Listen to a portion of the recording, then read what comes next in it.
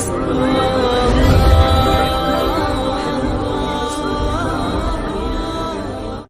اللہ الرحمن الرحیم۔ السلام علیکم پیارے دوستو، آج کی اس ویڈیو میں ہم آپ کو سنانے والے ہیں حضرت علی رضی اللہ تعالیٰ عنہ اور حضرت بی بی فاطمہ سلام اللہ علیہا کے غریبی کی حالت میں روزے کا واقعہ۔ جی ہاں دوستو، اس واقعے کو حضرت ابن عباس رضی اللہ تعالیٰ عنہ سے نقل کیا گیا ہے۔ فرماتے ہیں کہ ایک بار کی بات ہے کہ نواسائے رسول حضرت امام حسن اور حضرت امام حسین رضی اللہ تعالیٰ عنہ بیمار ہو گئے۔ رسول اللہ صلی اللہ علیہ وآلہ وسلم اور بہت سے صحابہ کرام ان کی عیادت کے لیے تشریف لے گئے، یعنی ان کو دیکھنے کے لیے گئے۔ کچھ صحابہ کرام نے حضرت علی رضی اللہ تعالیٰ عنہ کو مشورہ دیا کہ آپ دونوں بچوں کی شفا کے لیے اللہ تعالیٰ سے کوئی نظر مانگے، یعنی منت مان لے۔ پیارے دوستو، آپ کو یہ بتاتے چلے کہ اللہ پاک کے نام پر کوئی نظر ماننا نہ یہ بدعت ہے نہ ہی شرک ہے، کیونکہ ہم اللہ تعالیٰ کے حضور اس بات کا اقرار کرتے ہیں کہ بے شک شفا دینے والا تو ہے، بے شک ہماری بگڑی کو بنانے والا تو ہے، لیکن یا اللہ اگر تو اس کام کو کر دیتا ہے تو میں اتنے روزے رکھوں گا، یا میں اتنی نمازیں پڑھوں گا، یا میں اتنا پیسہ یا اتنا کھانا صدقہ اور خیرات کے لیے فقیروں کو دوں گا۔ یعنی بندہ اپنی حیثیت کے مطابق وہ کام کرتا ہے۔ اب یہاں پر حضور صلی اللہ علیہ وآلہ وسلم کے صحابہ کرام نے جب مشورہ دیا تو حضرت علی رضی اللہ تعالیٰ عنہ اور سیدہ فاطمہ زہرا رضی اللہ تعالیٰ عنہا، جو کہ پہلے ہی بہت پریشان تھی، انہوں نے یہ سوچ لیا کہ وہ روزے ضرور رکھے گی۔ ان کی خادمہ فضا رضی اللہ تعالیٰ عنہ نے بھی ان کے ساتھ یہ نظر مانی کہ اگر اللہ نے ان دونوں بچوں کو شفا عطا فرما دی اور اس بیماری سے نجات مل گئی تو یہ سب شکرانے کے طور پر 3 دن کے روزے رکھیں گے۔ یہاں پر اہل بیت اکرام نے نظر مان لی تو اللہ تعالیٰ کیسے ان کی بات کو پورا نہ کرتا۔ وہ دونوں پیارے بچے شفا یاب، یعنی اللہ تعالیٰ نے ان کو تندرست کر دیا۔ اللہ تعالیٰ کے فضلوں سے دونوں ٹھیک ہو گئے۔ اب یہاں پر جو نظر مانی تھی، یعنی جو نیت کی تھی، اس نیت کو بھی پورا کرنا تھا۔ پر ایک بات تھی کہ نہ تو گھر میں سحری کے لیے کچھ تھا نہ ہی افطار کے لیے۔ فاقے پر روزہ شروع کر دیا، یعنی 1 گلاس پانی پی کر ہی روزہ شروع کر دیا۔ سحری تو ہو گئی، فجر کی نماز بھی ہو گئی۔ نماز پڑھنے کے بعد صبح سویرے حضرت علی رضی اللہ تعالیٰ عنہ ایک یہودی کے پاس تشریف لے گئے اور کہا کہ اگر تو کچھ اون یعنی دھاگا بنانے کے لیے مزدوری پر ہمیں دے دے تو محمد صلی اللہ تعالی علیہ وآلہ وسلم کی بیٹی اس کام کو کر دے گی، یعنی شہزادی رسول، پوری کائنات کی شہزادی اس کام کو کر دے گی۔ اس یہودی نے اون کا ایک گٹھر حضرت علی رضی اللہ تعالی عنہ کو اس کی مزدوری طے کر کے دے دیا۔ تو شہزادی رسول صلی اللہ تعالی علیہ وآلہ وسلم نے اس میں سے اتنے اون کو بنایا، یعنی اتنا ہی دھاگا نکالا کہ جسے 3 کلو مزدوری کے طور پر جو مل گیا۔ اس کو پیسا اور 5 نان اس کے لیے تیار کیے، یعنی 1 دن کے لیے آپ نے اتنا ہی کام کیا کہ 5 نان 5 لوگوں کے لیے تیار ہو گئے۔ یعنی اب ان لوگوں کے پاس 5 نان تھے، یعنی روٹیاں 2 میاں بیوی کے 2، دونوں صاحبزادے کے اور ایک ان کی باندی کے جس کا نام فضا رضی اللہ تعالی عنہا تھا۔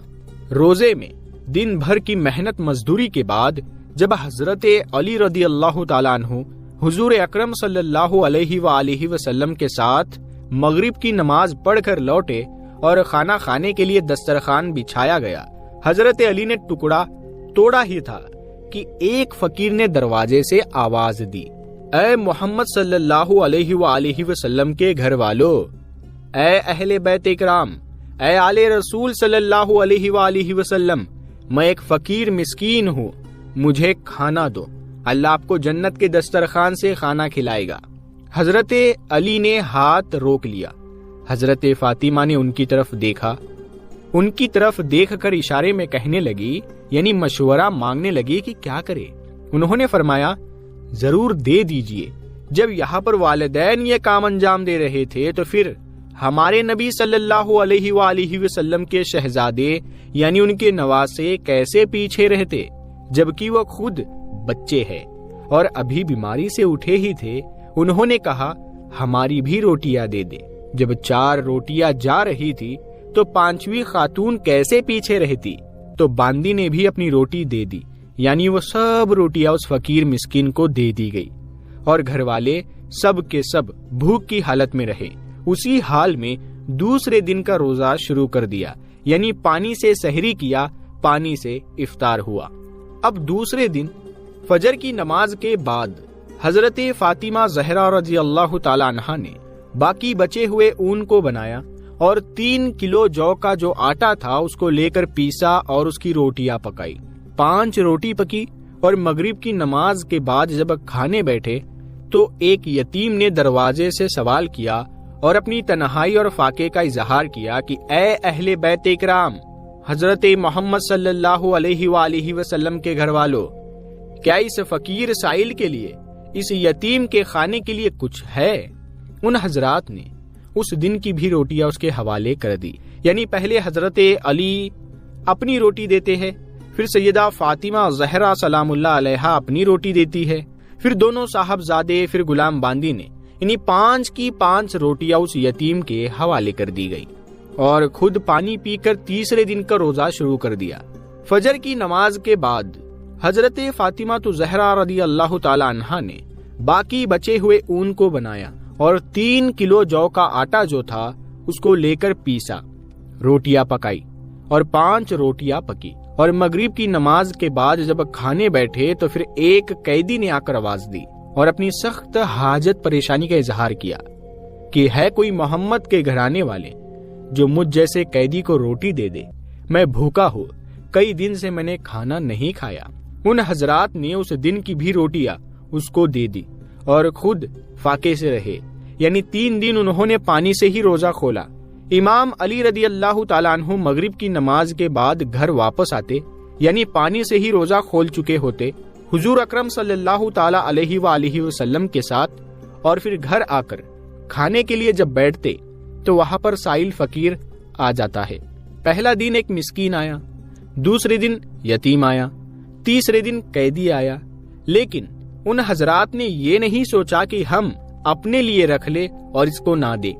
جب واسطہ دیا گیا اے محمد کے گھرانے والوں، اے اہل بیت اکرام، آپ کے پاس سے کوئی بھی خالی نہیں لوٹا اب تک، اور مجھے امید ہے کہ میں یہاں پر آیا ہوں اور خالی پیٹ یہاں سے نہیں جاؤں گا، تو پھر کیسے ان کے حلق سے نوالا اترتا؟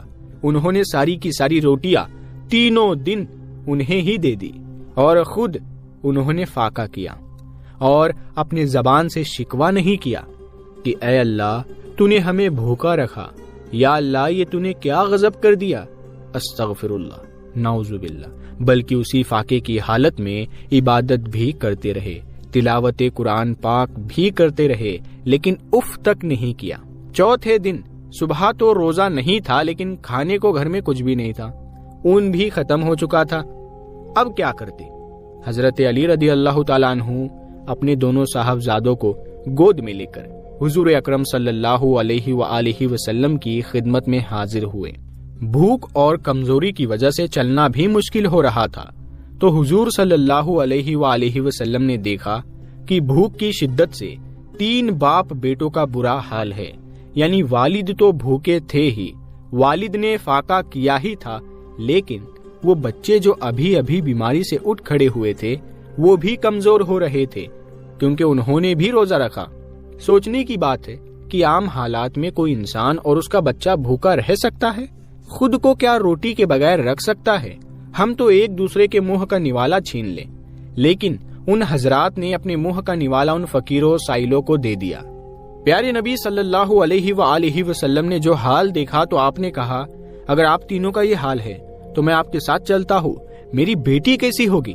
آپ صلی اللہ تعالی علیہ وآلہ وسلم اٹھ کر ان کے ساتھ سیدہ فاطمہ زہرا سلام اللہ علیہا کے گھر پہنچے تو دیکھا کہ وہ اللہ کی عبادت میں مشغول ہے، لیکن بھوک سے ان کی آنکھیں اندر کو جا رہی ہے، کمر ان کی بالکل اکڑ چکی ہے اور پیٹ کمر سے لگ چکا ہے۔ یہ حال دیکھ کر پیارے نبی صلی اللہ علیہ وآلہ وسلم بھاوک ہو گئے اور آپ پھوٹ پھوٹ کر رو پڑے کہ میرے بچے 3 دن سے فاقے میں ہیں، یا اللہ تو بہتر جانتا ہے اس حال کو، تیری محبت میں انہوں نے ایسا کیا ہے، تیری رضا کے لیے کیا۔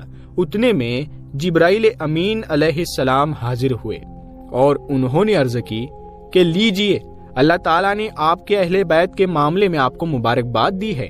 حضور صلی اللہ علیہ وآلہ وسلم نے فرمایا وہ کیا ہے؟ انہوں نے جواب میں پوری سورت آپ کو پڑھ کر سنائی۔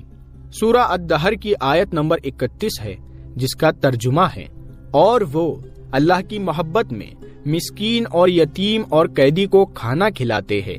اس آیت کا ایک معنی یہ ہے کہ اللہ تعالیٰ کے نیک بندے ایسی حالت میں بھی مسکین، یتیم اور قیدی کو کھانا کھلاتے ہیں جبکہ خود انہیں کھانے کی حاجت اور خواہش ہوتی ہے۔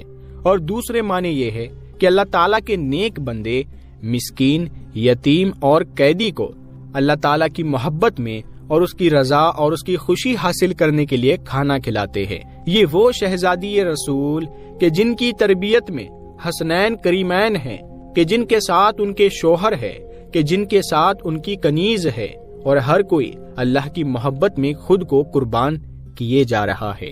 حضور نبی کریم صلی اللہ تعالی علیہ وآلہ وسلم نے ارشاد فرمایا، اللہ تعالیٰ کی حمد و ثنا اور واعظ و نصیحت کی بات کہ اے لوگو، میں تو بس ایک بشر ہوں، یعنی عبد البشر، ان قریب میرے رب کا پیغام لانے والا فرشتہ یعنی فرشتہ اجل میرے پاس آئے گا اور میں اسے لبیک کہوں گا۔ میں تم میں 2 عظیم یعنی بڑی چیزیں چھوڑے جا رہا ہوں۔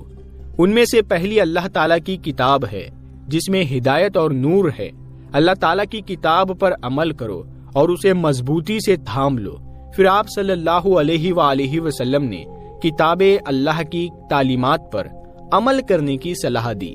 پھر فرمایا، اور دوسرے میرے اہل بیت ہے، میں تمہیں اپنے اہل بیت کے متعلق اللہ کی یاد دلاتا ہوں، میں تمہیں اپنے اہل بیت کے متعلق اللہ کی یاد دلاتا ہوں، میں تمہیں اپنے اہل بیت کے متعلق اللہ کی یاد دلاتا ہوں۔ باحوالہ مسلم شریف۔ حضور نبی کریم صلی اللہ تعالی علیہ وآلہ وسلم کے اس دنیا سے پردہ فرمانے کے بعد آپ اکثر بیمار رہنے لگی اور بالآخر 3 رمضان المبارک کو اپنے خالق حقیقی سے جا ملی۔ حضرت سیدنا ابو بکر صدیق رضی اللہ تعالی عنہ نے آپ کا جنازہ پڑھایا، اور کئی روایتوں میں یہ بھی ملتا ہے کہ مولا علی رضی اللہ تعالی عنہ نے آپ کا جنازہ پڑھایا اور رات کو جنت البقیع میں دفن کی گئی۔ اور ساتھیوں، کیا شان بیان کی جائے کہ آپ کی شان کے لیے تو خود قرآن پاک کی آیتیں اتری ہے۔ بہت سمجھدار، مہربان، نواز، شرم و حیا کا پیکر، صبر و توکل آپ کے اندر اتنا زیادہ کہ لوگ آپ کی مثال دیا کرتے، اور سب سے بڑی بات اللہ تعالیٰ کی ذات کی محبت اپنے اندر۔ ہر کام ہمارے نبی صلی اللہ علیہ وآلہ وسلم کے پورے گھرانے نے اللہ تعالیٰ کی رضا کے لیے کیا، کیونکہ ان کا اٹھنا، ان کا بیٹھنا، ان کا سونا، ان کا جاگنا، ان کا کوئی بھی کام بس صرف اور صرف اللہ تعالیٰ کی محبت میں ہوتا۔ سبحان اللہ۔ تو پیارے دوستو، آج کی اس ویڈیو میں بس اتنا ہی۔ یہ ویڈیو آپ کو کیسی لگی ہمیں کمنٹ میں ضرور بتائیں، اور اس ویڈیو کو لائک کریں اور اپنے دوستوں اور رشتہ داروں کے پاس ضرور سے ضرور اس ویڈیو کو شیئر کر دیں۔